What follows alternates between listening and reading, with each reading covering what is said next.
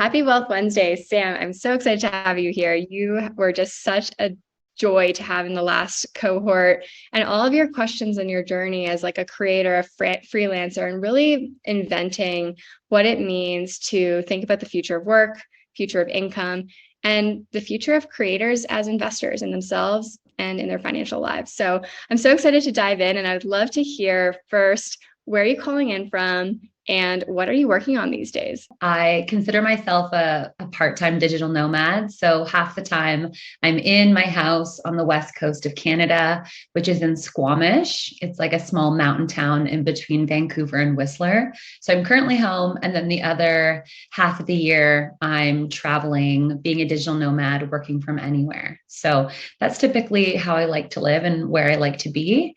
And in terms of what I'm working on right now, I would say my podcasting business is really thriving. Uh, the COVID and the pandemic has really changed how a lot of people are thinking about creating content and reaching people and marketers. And so there's tons of people wanting to launch podcasts, grow podcasts, monetize their podcasts. And so I'm pretty busy just doing that agency work that I have for the podcasting side of my life. So cool. And I'm really excited to share your story of your discovery of finding that lane and that path, because I know you did so much amazing experimentation and really finding your way, which is really inspirational. First, I want to ask a question we kind of ask everyone, which is so equalizing. What was your first ever investment, whether it was like in traditional finance or crypto or whatever it was, maybe something even we wouldn't even think about. What got you started? I would say I played it pretty safe at the beginning. I treated my first investment as a learning opportunity because I figured I don't really know how anything works. So rather than just feel like I'm gambling, I'm going to allocate a certain amount of money as a way to actually learn how this type of thing works. And so for me, my first investment was with Wealthsimple. I'm a Canadian, as I just mentioned. And so they have an investing platform, and one of their products is investing on autopilot, which basically allows you to make automatic deposits. And then their platform will do all the rebalancing and the dividend reinvestments for you through ETFs. And so that was my very first investment. And I just like paid attention in the app. Like I just watched what was happening, looked at the notifications, truly tried to study it before I started putting more money into it. And that's kind of how I got started. So cool. And then you had started originally in more of a corporate space, right? You studied, you went to college. How and why did you get into this space now as a digital nomad and exploring kind of more alternative paths to income and sustainability? Yeah, it's actually a love story. So, you know, my husband, then he was my boyfriend, but we were long distance. He was San Francisco. I was working for a sales job, a SaaS company in Toronto. And it was just so expensive flying back and forth. My company at the time, this was 2016. This was before remote work became mainstream. They were not open from me working from home. They were not open to me adding an extra day on my visits to San Francisco to be with him. And so it was just getting really unsustainable. And I felt like I had to choose my career, which was the traditional work structure of 9 to 5 in the office where I could see you, versus this really exciting new relationship, and chose to bet on that. Worked out. We're now married. I now have this amazing online business I can run from anywhere. But that was the catalyst. I figured I can't get a visa in the US. And so, what are some alternative ways to kind of work from anywhere and maintain this relationship that was at the time expanding over multiple countries and multiple time zones? And then what inspired you then to kind of take this persona and identity as a digital nomad and a creator, and also to start seeing yourself as an investor and actually even like a Web3 investor? I'd love to hear that story. Yeah, I think at the beginning, when you're starting to do freelance, at least for me, my motivation was primarily location independence. So the freedom lifestyle for me was work from anywhere, which meant that I would take any job at any rate as long as I could do it from anywhere. And that's how I started. And that was fun. I remember getting paid like 10 cents a word, doing copywriting, having to work like 10-hour days, but I didn't care because I could do it from anywhere. Later on in my journey, I really started to realize that, if you're working all day in a hostel from Bali and you're never leaving your laptop, like, is that really the freedom lifestyle? And so had to really push myself to think about more financial freedom and schedule freedom, and starting to explore different paths that could either allow me to make, more lucrative income for my time or passive income, which is how I got into like investing and Web3 and crypto, and the passive opportunities that those avenues provide. Absolutely. And now, how do you kind of articulate your role in the wealth space? Wealth can mean many different things, right? It could be community, it can be passive income, kind of thinking about yourself differently as a freelancer and entrepreneur. What is your role in that space and why is it important? Yeah, I think that I just don't want anyone to feel like they're stuck, or that the way it has been, the way it has always has to be. So much of our relationship with money and what we think is possible is conditioned to us from a very young age. Like I think about me as a child. I came from a small town. I was the first one in my family to go to university.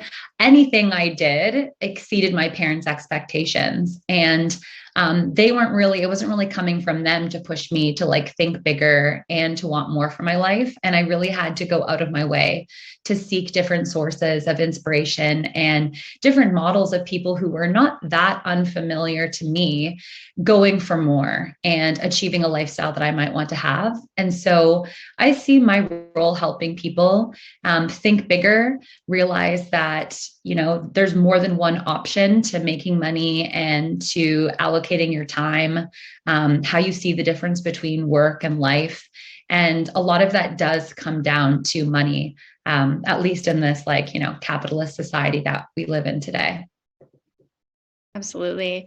And okay, so you did a lot of exploring. Like I remember following along. You have an amazing Instagram. You have lists and lists of like different ways to make money, find passive income, open up that freedom lifestyle. From that journey, what is the most exciting thing that you've learned that you would want others to know? Mm. Well, I think a powerful statement I always come back to is, it's not as much about how much money you make, it's how much money you save and how much money you keep.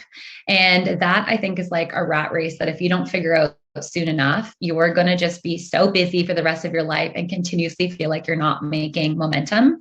And people get kind of scared when I talk about saving and cutting back, because they immediately think like their frills are going away. And it's like, I'm trying to take away their convenience of Uber, or their like premium cocktails, or their brand new bikini they buy for every single trip. And I'm not saying you can't do those things, but it's like, do you need to do all of those things? And like the most pivotal change I made with my relationship with money is like doing an audit at what I'm actually spending every single month, and having an honest conversation of like, is that meaningful for me? And seeing those changes, if I spent $200 less this month because I realized that buying a new outfit for every single trip I take isn't important to me, I'm going to reward myself by investing that $200. And even just doing that and just starting to get yourself into that habit, I think can just be like so life-changing for the way I see a lot of people living their lives. Absolutely. Is there a person or a company that's really inspiring you in the space right now, and why? I sell my services on Fiverr, so pretty big company. They're the world's largest marketplace for freelance services. So literally anyone can go into Fiverr, they can create a profile, they can say, hey, I'm an expert in this. This is what I can do for you, and this is my rate. And this completely changed my business and my financial journey for two reasons. One, I used to find the concept of sharing my rate and asking for money to be very uncomfortable. That was like something I had to work on. And I knew I had an issue when I just like would give clients discounts when they weren't even asking. Like at the end of a pitch, I'd be like, oh, but I can do this for you. And they've given me no signal that I was overpriced or anything. So I knew that was an issue. And what's great about Fiverr is, every 30 days, 60 days, I give myself a raise. I just like increase my hourly rate by like $5 here, $10 here. And without any awkwardness, you can just like see how the market responds to your price because it's all transparent. And then the other thing is that not everyone is comfortable with self-promotion. Not everybody is comfortable advertising themselves, talking about themselves on social media, pitching themselves for opportunities. And so I literally wake up to clients every single day in income in my Fiverr account. They take 20%. But I think that's completely fair, and it solves a huge barrier for a lot of people. And I can really empathize with that challenge of asking for money as well as like self promotion sometimes. Absolutely. That's so interesting, actually, because when I think of Fiverr, I've typically thought of like more like manual labor. So I haven't thought that like, oh, it's a place where maybe more women or people who are not as like able-bodied like could find work. I mean, I'd love to hear even some of the things you found of like what are kind of unusual things you've seen as services on Fiverr that are maybe more part of like the information economy. Yeah, well, there's like life coaches on there. You can be a coach for anything. You can say, hey, I will help you through this for an hour and here's my rate. There's a lot of people monetizing their voice. So I'm in the podcast space, but there's a lot of people who just have like interesting accents or interesting voices who are now voiceover actors. There's people who speak multiple languages who will just say, hey, I'm fluent in Spanish. I can help you translate all this stuff on your website to Spanish. So it's actually a lot more for information workers. And there's literally anything. And so sometimes I give people who say, I want to become a freelancer, I want to be a remote worker, but I don't know what to sell. I say, go there and do some research, see what other people are selling and be like, oh, I can do that. Check. I can do that. Check. I can do that. Check. And then say, okay, what ones do I want to do? Maybe which ones seem to pay more, and use that as almost like market research as well. I love it. Such good advice and so simple. An easy way Mm-hmm. to the ideas really quickly and to test it right away. So what advice would you give to someone getting started, especially in maybe even investing? When you see yourself as more of a freelancer or maybe income is less predictable, how would you guide somebody getting started when they maybe feel like they don't have the 401k and all the other stuff that everyone else seems to have at their disposal? Mm-hmm. Yeah, we touched on a little bit before. Like, I do really think just figuring out where you can cut back. And because for some people who are in a traditional job, adding more income, that can be like a huge leap, right? It's like, I need to start a side hustle, or maybe I need to quit my jobs and change a whole new profession in order to make more money. It's often the simplest is to just figure out how you can spend less. And use those savings as your gateway into investing. And, similar to what I did is just starting with something that's more automated, like an ETF or something where it's managed for you so that you can just like automatically do the deposits and just have that work for you. Over time, you might find yourself in a situation where I am, where you got really excited learning about it and you thought, hey, maybe I could be making even higher returns, or maybe I have a bit more savings that I can allocate to something more riskier. Maybe you can join something like Eve Wealth, where you can be surrounded by people who are on that journey at various stages too. So yeah, I would just say like really change your relationship with how you see yourself spending money. And it doesn't mean you have to stop enjoying life. Like, I do a lot of really fun things. I travel a ton.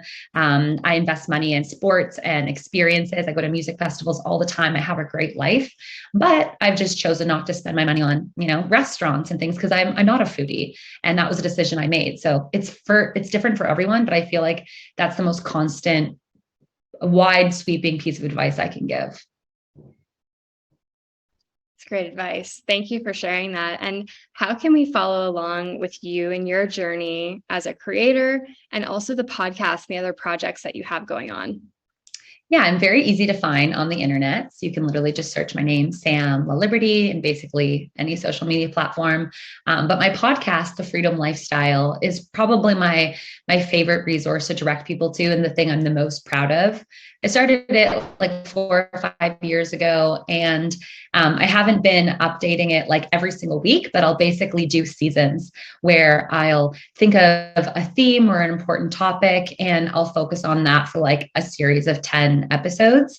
And it's often interviews with people who have leveraged flexible work, like the gig economy, freelance, the influencer economy, remote work, content creation, to essentially create more freedom in their life and then have their dream lifestyle. So it's interviews as well as solo episodes with me, where I share practical steps that I took over the last 4 to 5 years. I love it. Well, we will definitely be following along. Thank you for everything that you shared and being part of the community. You've just been so awesome to have you part of the Eve world and ecosystem. And yeah, just really looking forward to what you have coming next. Thanks so much for joining. Thank you.